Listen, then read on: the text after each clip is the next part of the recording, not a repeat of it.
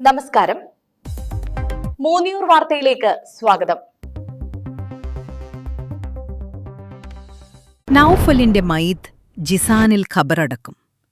Saudi അറേബ്യയിലെ ജിസാനിലെ ദർബിൽ വെച്ചുണ്ടായ വാഹനാപകടത്തിൽ മരണപ്പെട്ട മലപ്പുറം മൂന്നിയൂർ ചിനക്കൽ സ്വദേശി എരണിക്കൽ അലവി ഹാജിയുടെ മകൻ നൌഫൽ 42 ന്റെ മൃതദേഹം ജിസാനിൽ ഖബറടക്കും.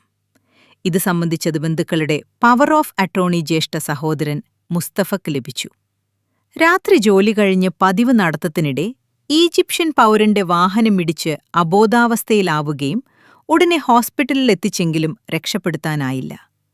കൂടെയുണ്ടായിരുന്ന തിരുവനന്തപുരം ബാലരാമപുരം സ്വദേശി സവാത്ത് ഇരുകാലുകൾക്കും സാരമായ പരിക്കുകളോടെ അബഹയിലെ സൗദി ജർമ്മൻ ഹോസ്പിറ്റലിൽ ചികിത്സയിലാണ്.